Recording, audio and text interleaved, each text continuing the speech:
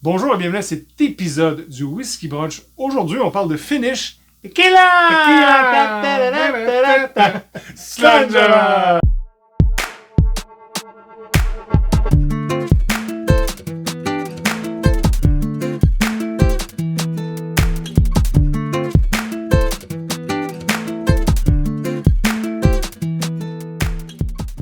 Buenos días, Martin!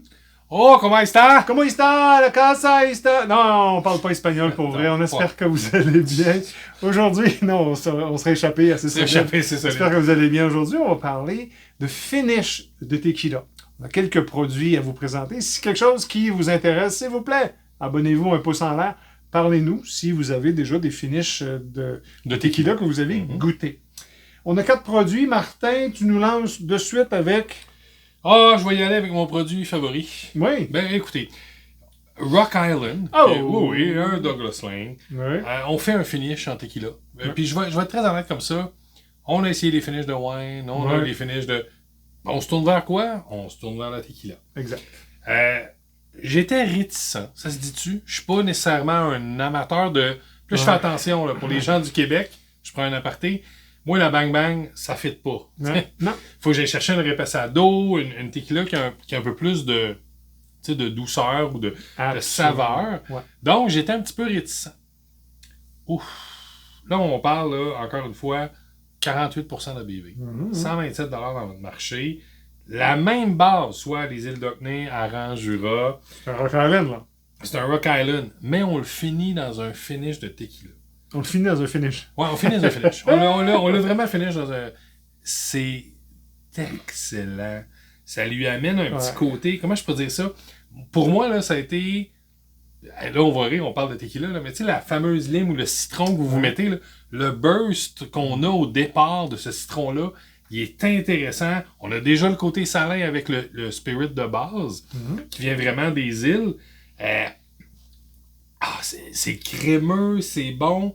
Ça a un fini... Je sais pas comment le définir parce que c'est pas de l'agave pur. C'est ça que je veux dire, mais on l'a toujours en arrière. Mais on le goûte. On le goûte. Et c'est la beauté des finishes de tequila. Puis je te relance sans te relancer en étant d'accord tout en étant en désaccord. Vas-y donc. C'est que les finishes de tequila, un peu comme le rhum, ça passe ou ça passe pas. Ouais, ça dépend. Ouais, c'est difficile. Le Master Blender doit faire une sacrée belle job. On parle 6, 8, 12 mois max. Mais est-ce que ça dépend aussi de ton distil de base? Est-ce qu'on peut dire qu'il y a un distil qui s'applique ou s'applique pas au fini? Puis ton tequila, là, je veux dire, c'est une tequila vieille de 52 ans, il y en a. Mais je suis pas certain. Je suis pas sûr qu'ils vont vendre des barils. C'est ça que j'allais dire. Les anéros comme ça, ils vendront sûrement pas les barils. Exactement. Mais ce produit-là, quand on l'a ouvert, ça fait... Ben voyons donc. Dieu sait qu'on l'a... On peut-tu le dire tout de suite? Ah non. On peut le dire tout de suite? C'est le meilleur de la gang. C'est notre préféré. Des 4 qui sont présentement ici. Puis, parle-moi donc de la bouteille. Ah, OK. C'est le seul bémol. Merci Alain de m'amener là. Le seul bémol, cette bouteille qui est superbe, c'est un Moses de wrap en plastique. Ouais. C'est pas une pas belle peint à la main par bouteille. le C'est pas Mexicain, peint à la main, c'est rien. Non. Donc, si vous avez le malheur de l'ouvrir un peu rapidement, tu viens de défaire l'ensemble. Donc, mon bémol à Douglas Lane, oh, come on! Ouais, mais tu sais, c'est rien que ça. Mais si c'est rien que ça, puis le produit en est tout au... En tout cas... Là, on parle vraiment du contenu. On oublie le contenant, mais le contenu est vraiment très bon. Un petit bémol pour le contenant, mais Dieu sait que le contenu, c'est le meilleur. C'est vraiment très bon. Je vais vous parler de suite. On va parler quand même des autres, même si c'est notre préféré. Oui. Le Smokehead. Smokehead, ben, vous savez, c'est une série de whisky, principalement d'Islay, mais qui ont fait des finishes différents. On parle ici, évidemment, de Terminado. Au Terminado. Mon espagnol est quand même pas souvent. Donc, ça veut dire, évidemment, qu'il est fini en tequila. Ce qu'on a, évidemment, on a le peat parce qu'on parle de whisky d'Islay, un peu comme ton côtier avec comme mon côtier dans le Rock Island. Évidemment, mais là, tu as du caramel assez foncé, tu as un peu de citrus, évidemment. Au palais, c'est évidemment la fumée. OK, on est peated. Puis, ce que tu disais tantôt, tu sais, quand tu te lichais, oui, la fameuse. Okay, il y a moins d'agave dans celui-là. Il y a plus le citron. Là, c'est mon goût à moi. Donc, ben, mon goût. C'est le goût que moi, j'avais. On est plus dans le... dans le fruit que dans l'agave. Que dans l'agave. Ouais. Pourtant, moi, je trouve qu'il y a un petit côté pareil. Peppery, ça se dit-tu? Oui, mais c'est ton peat. Mais c'est pour ça que je dis. C'est ton dis. distillat de base. C'est ton selon distillat moi. de base qui peut-être qui lui donne ça. Je trouvais qu'on était moins, puis je te rejoins, là, tu sais, on était moins sur le sel qu'on avait peut-être la belle balance avec le Rock Island. Là, on est plus sur le poivré. C'est ton côtier qui donne ton sel. Voilà. Puis moi, j'ai plus le côté citron. Citron. Citron. Limon. Limon. C'est limon. On parle de 43% d'ABV. Et c'est le moins cher de tous les quatre. C'est 108$ dans notre marché. Smokehead, on va refaire éventuellement une capsule là-dessus sur plusieurs produits Smokehead. On prend celui-là parce qu'on parle de Terminado, de finish en tequila. Vous savez c'est quoi la tequila? Tout le monde sait c'est quoi la tequila? C'est une liqueur d'agave. Ouais, ben c'est ça, de la Blue Agave. Blue Agave. Mais il faut faire attention, c'est pas juste de la Blue, on a de l'agave ordinaire. Ouais. Ne pas confondre avec du mezcal. Non. C'est pas la même chose. Mais une bonne tequila, là c'est vraiment personnel, là, mais on commence minimalement avec une reposado. Ouais. C'est là qu'on va aller chercher une saveur, puis ça va devenir un drink, un sippy drink. Je vais l'appeler comme ça. Et ça se sipe, là. Et ça se sipe, c'est très, pas... très bonne. Comme je reviens avec ma joke de Bang Bang ou d'autres tequilas, là. Non, on va pas avant.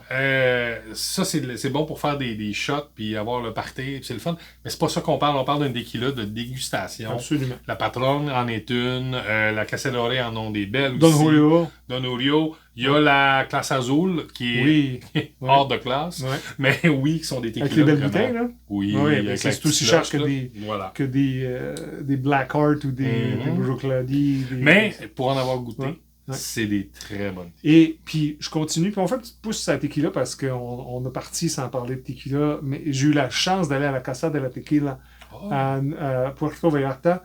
Et là, il y a un mur, un peu comme un mur de whisky, mais c'est de la tequila. Puis là, une tequila à la framboise. Et là, ce que tu dis du bang bang, les tequila paf. En France, les tequila paf, tequila rapida. C'est pas ça, là. Là, on a quelque chose qui est goûteux. Tu goûtes l'agave, c'est un alcool qui se savoure très, très bien. J'ai eu la chance de goûter à une patronne, puis là, le nom m'échappe. Le fini c'était du miel. C'était tellement bon. Il y a d'excellents Puis, personnellement, vous savez, je bois mon whisky neat. Mais avec une tequila, j'aime ça, un glaçon. C'est tellement bon. Donc, c'est pas une chaîne sans tequila, mais bon. Hein? Hey, t'es qui là pour en parler? Tequila. Okay. Hey, tu m'as assez agavé, toi. C'était le Smokehead. Tequila Terminado. Ton deuxième produit, Martin. Ben écoute, je pense que c'est pas la première fois qu'on en parle. C'est le Lagavulin 12 Special 2023. Cette fameuse édition dont tout le monde parle. Tout le monde en parle. On demandait à Guilla voir c'est ça, on va demander à Guilla. Écoutez, je pense qu'on en a déjà parlé dans d'autres capsules.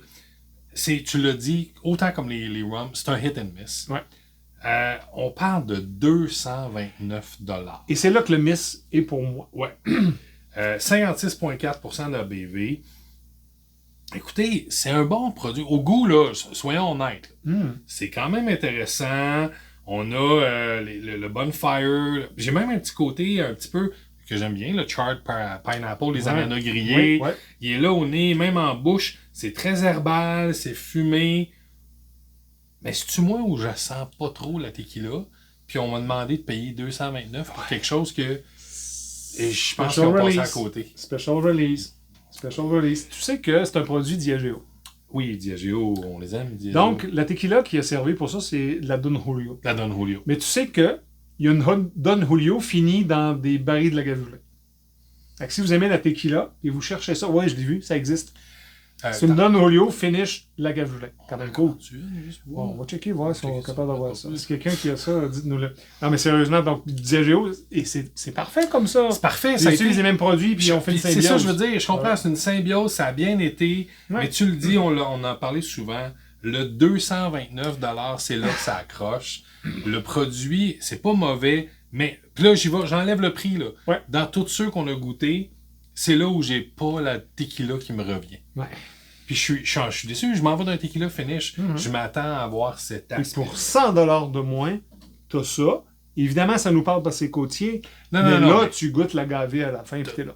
T'as l'impression d'avoir l'agave, c'est ça que je veux dire. Je suis d'accord avec toi. Je ne peux pas être en désaccord. Je peux pas dire plus. Que dire de plus? Que dire de plus, c'est notre déception. Le dernier produit qu'on parle, c'est évidemment Kilchoman, spécial tequila, finish tequila, pour la Société des alcools du Québec. Donc, c'est vraiment écrit, fait pour la Société des alcools du Québec. Ça, c'est celle qu'ils font pour la Société des alcools du Québec, puis après ça, en France, ils vont vendre sous l'autre nom. Exactement. Puis en Ontario. Mais on ne dit pas. On dit pas. Ils ont vraiment une grosse différence. Non, mais sans blague. Spécifiquement, lui a terminé 8 mois dans des fûts de tequila. Donc ça, c'est très, très clair. On parle de 57% d'ABV. Et c'est rendu, ça aussi, 193 $. Ouf! À l'origine, on a payé autour de 150 quelques 160. Et là, depuis, ça a monté. Donc, évidemment, ça a fait les 7-8 premières années dans des casques de bonbons. De bonbons, classique. Donc, tu as le fruit, tu as vraiment la vanille, le citrus, etc. Puis, à la fin, tu as un beau finish. Par contre, ce finish-là est quand même très bien. Très intéressant. C'est un des... je ne veux pas dire un des meilleurs, mais il goûte l'agave. Voilà, c'est ça que j'allais dire. Je pense que ce qu'on aime bien dans le Rock Island, c'est la balance entre le citrus et le sel, la tequila. Mm-hmm. Si on veut juste purement un tequila finish, le Kilchoman, oui. C'est là qu'on va aller chercher la saveur. Moi, pour le prix, je suis un non. Vous savez que je suis pas un fan de Kilchoman. J'ai des Kilchoman, on boit des Kilchoman, tout le magasin. Mais je trouve que c'est un petit peu exagéré. On en revient à dire que pour un produit tequila finish, parce que c'est de ça dont on parle. Le Rock Island est quand même difficile à battre. Mais je pense que c'est lui qui va vous offrir la meilleure expérience tequila. Ça se dit-tu comme ça? Oui, tout à fait. Parce qu'il reste que, oui, une tequila, c'est une expérience. Comme on l'a dit, c'est un sipping drink. Il y a le citron, le ci, le ça. Je pense qu'il va chercher l'ensemble des flaveurs qu'on sent. Exactement. Bémol, on ne sait pas, peut-être si vous le savez, dites-nous-le, combien de temps le Rock Island a passé à l'intérieur de barils de tequila. Alors que lui, c'est 8 mois. Je pense, je signe et je persiste, qu'il aurait peut-être pu prendre 10 mois, 12 mois. Là, c'est quoi la différence entre 10, 12, 8? Là, ça va, je vais pas là. Mais je pense qu'il aurait pu avoir encore un peu plus de oomph tequilesque. Il faut le mettre un esque à quelque part. C'est un bon produit. C'est quelque chose de très savoureux. On a l'agave, il est là, mais un petit peu plus subtil. Presque de l'agave, mais pas bleu. Tu sais, tu parlais avec un autre agave. Très neuf. Je veux pas rentrer dans comment on fait de la tequila novice, tout ça, mais oui, elle a pas séché, elle a pas poussé, pas assez grosse, on n'a pas extrait le bon jus. C'est très green. Est-ce que c'est une jeune tequila? Voilà. Allons là, alors que l'autre, c'est peut-être une tequila un peu plus vieille. Voilà. Merci, Martin. Merci, Alain, malgré qu'on a parlé plus de tequila que de whisky. Oui, mais c'est correct, on parle de finish. On espère que vous avez apprécié à la maison. Dites-nous, c'est quoi votre tequila finish? On en a oublié, assurément, on les a pas tous ici. Si c'est quelque chose, comme on disait, qui vous intéresse, laissez-nous un pouce, un commentaire. Et d'ici là, on vous dit... Dramonesca!